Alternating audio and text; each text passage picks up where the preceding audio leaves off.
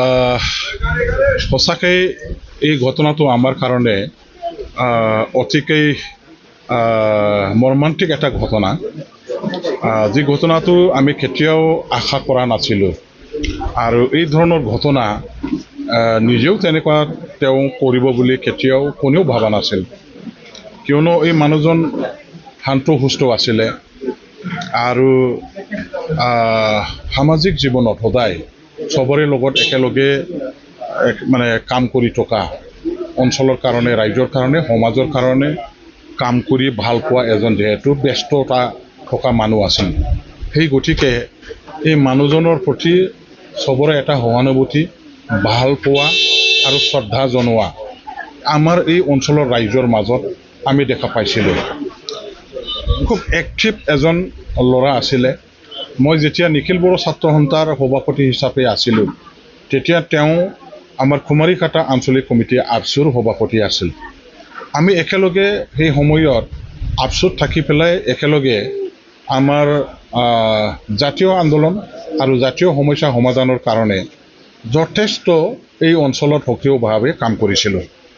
BTCত তেখেতে এজন জনপ্ৰিয় নেতা হিচাপে নিজৰ এই সমষ্টিৰ পৰা প্ৰায় আজি ক'বলৈ গ'লে 3বাৰমান তেওঁ জিকি আহিছে।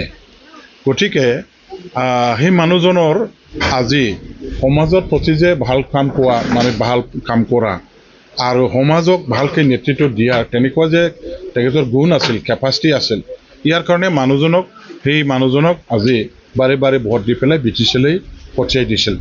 এইবাৰো BJP দলৰ টিকেটত বিজেত বেৰা মানে নাৰ্জাৰী তেওঁ যিহেতু জিকি আহিলে আৰু BTCত ডেপুটি চিফৰ এটা দায়িত্বত থাকি আমাৰ BTC চৰকাৰখন চলোৱাত যথেষ্ট আগভাগ লৈছিলে আৰু মোৰ লগতো বহুত ভাল এটা ককাই ভাইৰ সম্পৰ্ক আছিলে।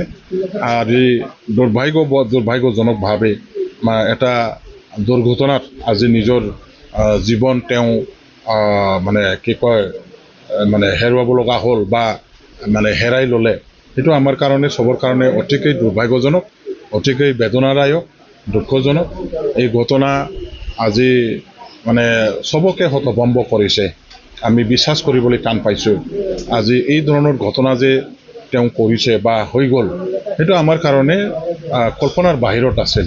কিন্তু যি হ'ল, এতিয়া চবকে মনত দুখ দি এই ঘটনাটো যিহেতু তেওঁ নিজে কৰিলে, মই ভাবোঁ যে ঈশ্বৰে তেখেতক ক্ষমা কৰক নিজৰ এই ভুল সিদ্ধান্তৰ কাৰণে আৰু তেখেতৰ যিটো মানে আত্মা, ঈশ্বৰে যাতে চিৰস্থায়ী শান্তি প্ৰদান কৰিবৰ কাৰণে আৰু ভাল জাগা দিবৰ কাৰণে যাতে আশীৰ্বাদ দিয়ে, মই সেইটোকে কামনা কৰি পেলাই ঈশ্বৰৰ ওচৰত প্ৰাৰ্থনা জনাইছোঁ।